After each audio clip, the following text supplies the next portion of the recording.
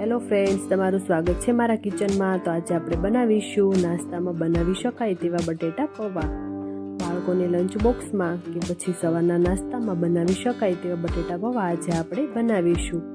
આ બટેટા પૌવા આપણે એક અલગ જ રીતે આજે આપણે બનાવીશું। જો તમે હજી સુધી અમારી ચેનલને સબસ્ક્રાઈબ ન કરી હોય તો સબસ્ક્રાઈબ કરો અને આવા જ નવા વિડીયોની રેસીપી માટે તમે બેલ આઇકન બટનને પ્રેસ કરો। આ બટેટા પૌવા આપણે આજ એક અલગ જ રીતે બનાવીશું, તો ચાલો બનાવીએ। તો તેના માટે એક કડાઈમાં મેં અહીંયા 3 થી 4 મોટી ચમચી જેટલું તેલ લીધેલું છે।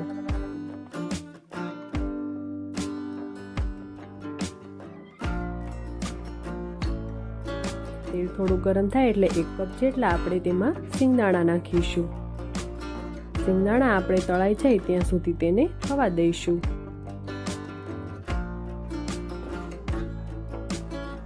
આ સમયે આપણે ગેસની ફ્લેમ સ્લો ટુ મીડિયમ જ રાખીશું। તો આપણા સિંગદાણા બરાબર તળાઈ ગયા છે। હવે તેને ચારાની મદદથી કાઢી લઈશું।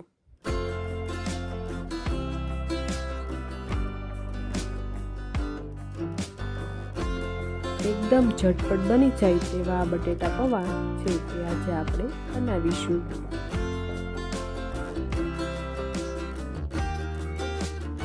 હવે તેમાં 1 ચમચી રાઈ નાખીશું અને 1 ચમચી આદુ મરચાંની પેસ્ટ અને થોડા મીઠા લીમડાના પાન અને ધાણાના ડાળખાને મેં ઝીણા ઝીણા કટ કરીને લીધેલા છે તે પણ નાખીશું અને અડધી ચમચી હિંગ અને અડધી ચમચી હળદર નાખી બધું જ સારી રીતે મિક્સ કરી લઈશું। હવે સ્વાદ પ્રમાણે મીઠું નાખીશું અને બાફેલા બટેટા છે તે નાખી દઈશું। મેં અહીંયા 500 ગ્રામ જેટલા બાફેલા બટેટાને આ રીતે કટ કરીને લીધેલા છે।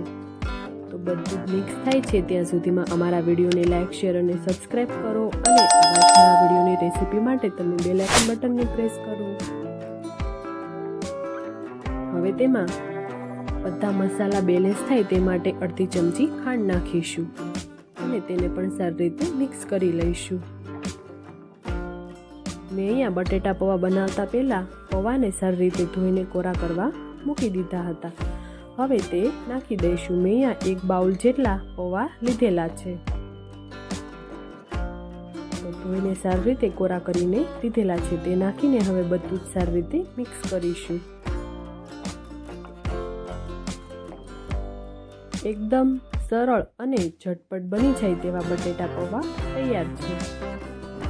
હવે તેને સારી રીતે મિક્સ કરી લઈશું। હવે તેમાં થોડા લીલા ધાણા નાખીને તેને પણ સારી રીતે મિક્સ કરી લઈશું।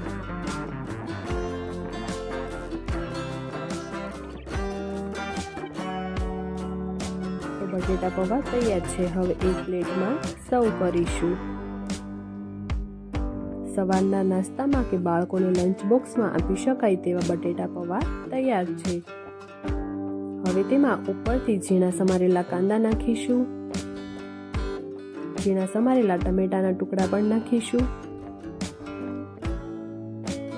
અને જે આપણે શિંગદાણા તળેલા હતા તે પણ નાખીશું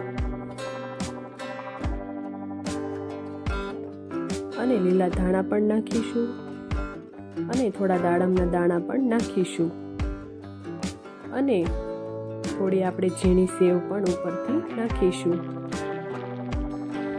અને છેલ્લે આંબલીની ચટણી નાખીશું। તો જોતાં જ મોઢામાં પાણી આવી જાય તેવા બટેટા પૌવા તૈયાર છે। વિડીયો પસંદ આવે તો વિડીયોને લાઈક, શેર અને સબસ્ક્રાઈબ કરજો અને આવા જ નવા વિડીયો માટે તમે બેલ આઇકન બટનને પ્રેસ કરજો અને મને કમેન્ટ બોક્સમાં જરૂરથી જણાવજો। Thank you for watching.